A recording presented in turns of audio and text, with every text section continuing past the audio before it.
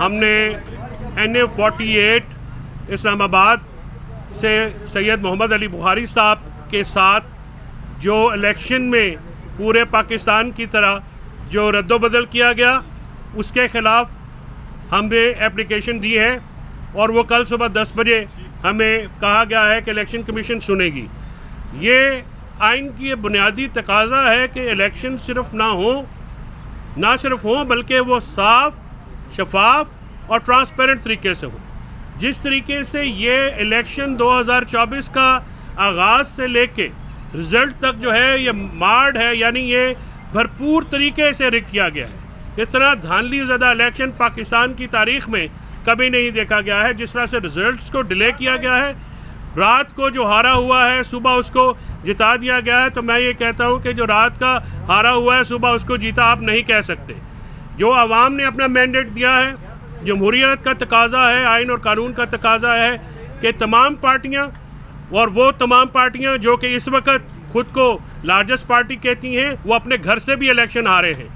इस वक्त जो नवाज़ लीग के टॉप लीडरशिप है वो तमाम सीटें पाकिस्तान और पंजाब के तमाम अर्बन शहरों से और रूरल एरिया से हारी हैं। ये मैनेज रिज़ल्ट हैं। हम इसके ख़िलाफ़ आइन और कानून के मुताबिक हर जगह पे जाएंगे और हर जगह फ़ाइट करेंगे, और आवाम का जो मैंडेट है जो कि सैयद मोहम्मद अली बुखारी साहब को दिया गया उसका भरपूर तहफ़्फ़ुज़ भी करेंगे, और हर फोरम के ऊपर जो है इसकी भरपूर लीगल का जो कानूनी कार्रवाई, जो हकूक़ हमें जो रेमेडीज़ अवेलेबल हैं वो यूज़ भी की जाएंगी। और इंशाअल्लाह सैयद मोहम्मद अली बुखारी को दिया गया मैंडेट इंशाअल्लाह इस्लामाबाद के असल नुमाइंदों के पास वापस आएगा। जिस तरह से इस इलेक्शन में रात के अंधेरे में गड़बड़ की गई है वो नाकाबिले कबूल है। हमारे पास ये फॉर्म 45 जो हैं तमाम हल्कों के हैं। अली आपको तमाम डिटेल भी उसमें देते हैं।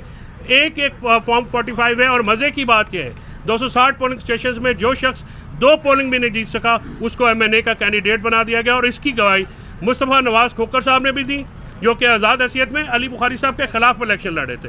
लेकिन man of character, I must appreciate him कि उन्होंने एक कैरेक्टर शो किया है कि जिस तरह से इलेक्शन की में धांधली है, धांधले हुए हैं, इस धांधलों के ख़िलाफ़ इंशाल्लाह हर फोरम पे लड़ाई भरपूर की जाएगी। अली जी, बिस्मिल्लाहिर्रहमानिर्रहीम जी। आज हमने अपनी petition election commission of Pakistan में दायर की। जैसा कि आप जानते हैं कि 8 फरवरी को होने वाला इलेक्शन में रात तक मेरी कॉम्प्रिहेंसिव विक्ट्री थी, और कॉम्प्रिहेंसिव विक्ट्री के ऊपर मैं बाकी तो क्योंकि मैं वो शख्स हूँ जैसे सबसे पहले फॉर्म 45 टेबल पे रख के और मैंने अपनी वीडियो लॉक की थी और बताया था कि जी ये रिज़ल्ट है। खाली ये रिज़ल्ट मेरे पास नहीं है, जितने हमारे काउंटर पार्ट जो कैंडिडेट्स थे, जिसमें तरीके लबैक थी, जिसके अंदर हमारा जमात इस्लामी थी, जो आज़ाद कैंडिडेट मुस्तफ़ा नवाज़ खोकर थे, और जो मेरे काउंटर पार्ट थे जिनको MNA बनाने के लिए ये जाली और फर्जी सारी एक्सरसाइज की गई वो भी थे, सबके पास मौजूद हैं। और जितने फॉर्म 45 हैं इनके पास सबके सिग्नेचर्स, थंब इंप्रेशन हुए हैं। आज हमने उसकी soft copy as per rules, as per directions और जो ECP के क़वायद ज़वाबित थे उनके मुताबिक हमने की और जमा भी करवा दी। सर मैं ये अर्ज़ करता चलूँ कि हमारे टोटल जो पोलिंग स्टेशन थे वो 261 थे, जिनमें से जो मैं अभी रिज़ल्ट आपको बता रहा हूँ, मेरे पास सारा रिज़ल्ट रात को आ चुका था 11 बजे तक, लेकिन मेरा रिज़ल्ट रोका गया 11 बजे तक। मैं 3 दफ़ा मैंने चक्कर लगाए अपना RO ऑफिस में।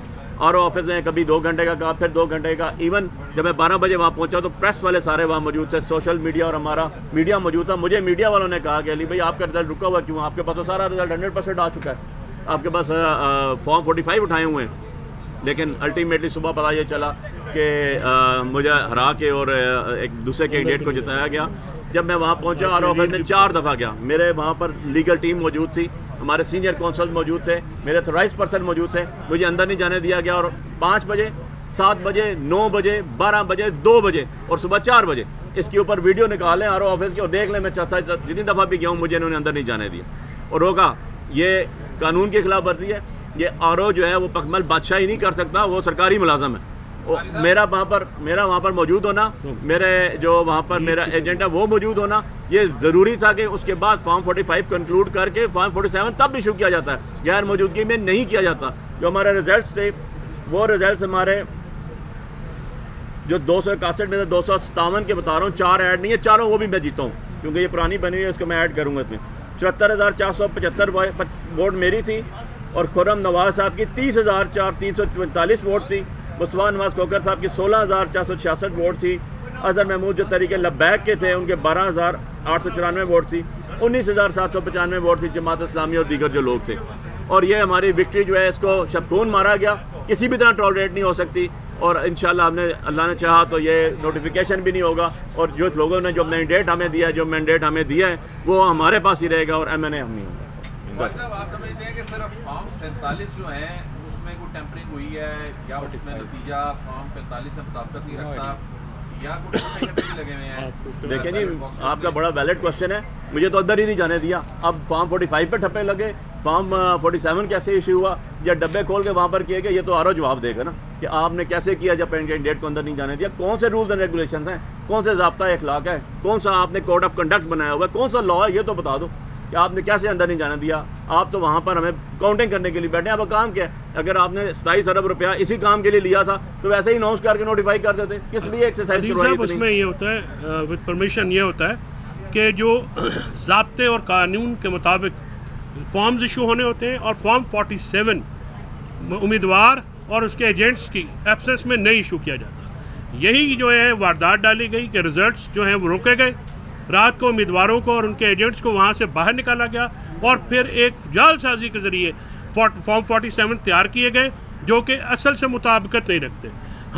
हमारा ये सारा केस ये है कि फॉर्म 45 जो कि हर पोलिंग का हमारे पास मौजूद है और हमारे अलावा जो 10 कैंडिडेट कॉन्टेस्ट कर रहे थे उनके पास मौजूद है, उनको देखा जाए और फॉर्म 47 उसके मुताबिक बनाया जाए, ना कि अवाम के जो मैंडेट के ऊपर जो है वो डाका डाला जाए।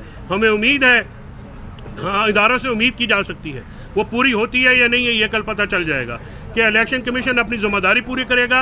और आरओज़ ने जो कि हमने पहले भी कहा था, इलेक्शन शुरू होने से पहले भी ये कहा गया था कि जो इंतज़ामिया के अंदर इलेक्शन होगा वो धांधली ज़्यादा होगा। 77 के बाद ये इलेक्शन पाकिस्तान की ब्यूरोक्रेसी को मिला और दोबारा उन्होंने वही काम किया जो 77 में किया, यानी अपने जो जिम्मेदारियाँ हैं उनसे रूगर्दानी की और इंतहाई एक जो मुतनाज़ा इलेक्शन पाकिस्तान की तारीख का इस मुल्क को दिया। उनकी भी जिम्मेदारी थी कि पाकिस्तान को फेयर और ट्रांसपेरेंट एंड ऑनेस्ट इलेक्शन देते, जिसमें मैं समझता हूँ कि इंतज़ामिया के जो आर ओ हैं वो जो हैं वो ये इलेक्शन देने में जो हैं पंजाब में और इस्लामाबाद में और लाहौर में हर जगह के ऊपर बुरी तरह नाकाम हुए। जहाँ जहाँ रिज़ल्ट रोके गए हैं वो रिज़ल्ट जो हैं वो धांधली ज़्यादा हैं और वो बिल्कुल फॉर्म 45 के मुताबिक से मुताबिकत नहीं रखते। और जो फॉर्म 45 हमारा है, अब जो हमारे साथ काउंटर पार्ट जितने भी कैंडिडेट्स हैं सबके पास ये उठाया हुआ है। उसी के बेस के ऊपर मुस्तफा नवाज खोकर साहब ने सुबह अपनी ट्वीट की और अपना स्टेटमेंट रिकॉर्ड करवाया, क्योंकि उसने भी टैली किया अपना रिजल्ट ने किया। ये तो 49,000 का फ़र्क आ रहा है, थोड़ा सा फ़र्क भी नहीं है। सो वो तो सारे मौजूद हैं। अब अंदर क्या किया उन्होंने, कौन से फॉर्म 45 आए, कहाँ से फॉर्म 47 इशू किया, ये तो आर ओ साहब भी जवाब देंगे। अवाम के मैंडेट को कैसे उन्होंने साबोटाज किया। बहुत thank you sir, thank you.